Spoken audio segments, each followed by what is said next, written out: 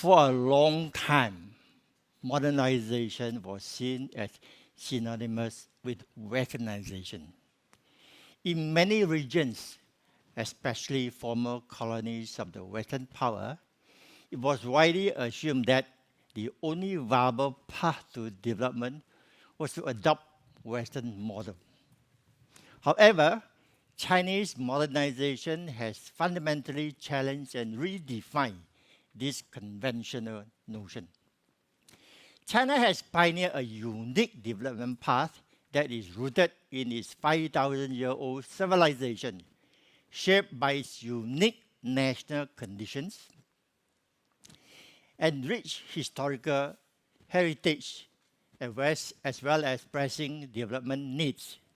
This distinctive approach does not solely focus on economic growth.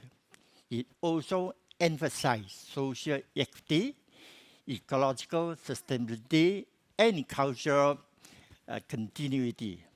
In doing so, it offers valuable inspiration to other developing countries seeking their own path forward.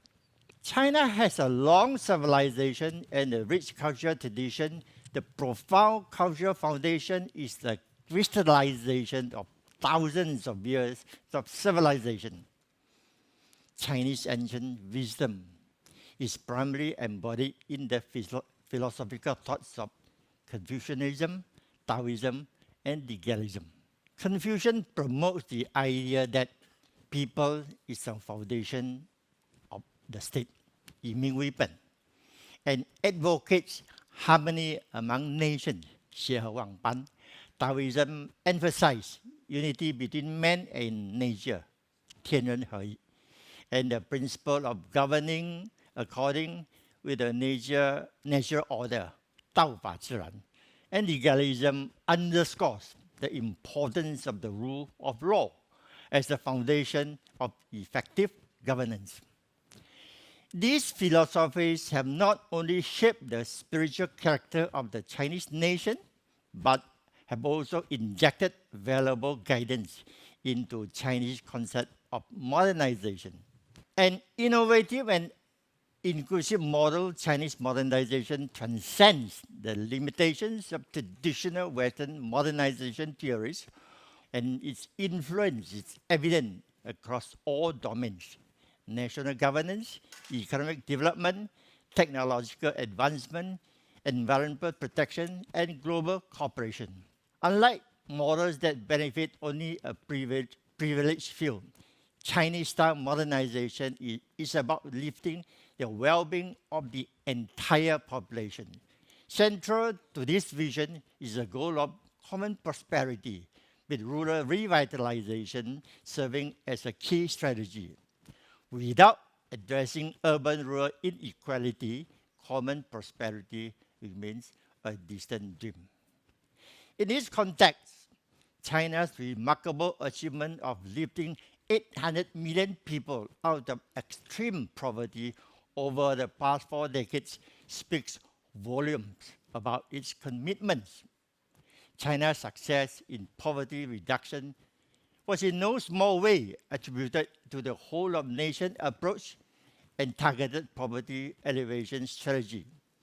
Recently, I had the opportunity to attend the Nujiang International Forum on Poverty Governance and witness firsthand the transformative impact of this policy in one of China's most disadvantaged counties.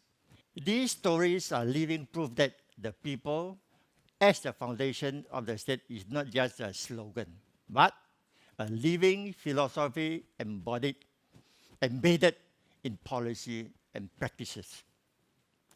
Today, these traditional values are reinterpreted through the lens of Chinese-style modernization. This modern vision not only prioritizes economic development, but also underscores social equity, ensuring that the benefits of the progress are shared by all. The idea of harmony among all nations, 协和万般, which originated from the ancient classic Sangsu, advocates that nations should coexist in harmony, embrace diversity, and develop together. China's concept of a community with a shared future for mankind is a modern expression of this ancient wisdom.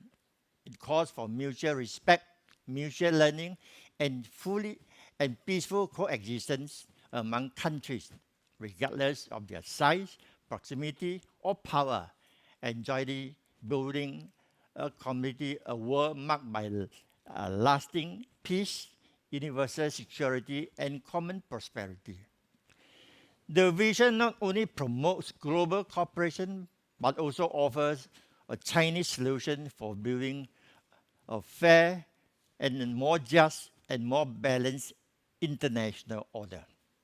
The Taoist concept of unity between man and nature advocates for the harmonious coexistence of human and nature, emphasizing that all things grow together without harming each other.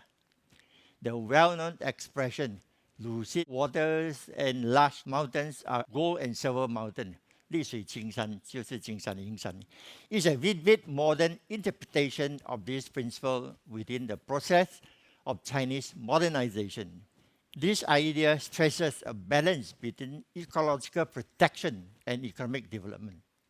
A country, while pursuing prosperity, must also safeguard its natural environment to achieve sustainable development. Amid today's intensified climate crisis and ecological challenges, green and low carbon development has become a global consensus. Taoist idea of unity between man and nature recognizes that human beings are not the sole masters of nature, but just a part of it. Only by respecting, adapting to, and protecting nature can we achieve harmonious coexistence and promote the long-term advancement of human society. The legalist philosophy of ruling the country by law advocates that law should be the core instrument of governance. It emphasizes that national governance must rely on law rather than depending on individual or traditional morality. The concept has been systematically developed in the modern context of Chinese modernization. China's modernization is not limited to economic development, but it also dedicated to building a society that is fair, just, and governed by rule of law. Ruling by law is not only a fundamental requirement for national governance, it is also a key guarantee for social stability and for ensuring that people live and work in peace. Only by making rule by law a shared social consensus can a country ensure long-term peace, stability, and promote social progress and harmony. Chinese modernization is not just a national success story. It carries global significance. By integrating ancient cultural wisdom with modern governance, it presents a model that is people-centered, ecologically balanced, and firmly grounded in the rule of law. In a world facing geopolitical instability, climate crisis, and rising inequality, China's development path provides not only a source of hope for its own people, but also a meaningful alternative to the dominant Western paradigm. It opens the door to new thinking, new collaboration, and new possibility for inclusive, sustainable global development. As Thomas Friedman wrote in a recent New York op-ed on April 2nd, I saw the future. It was not in America. This is what he said. And I said, indeed, the future of the world may well be unfolding in China.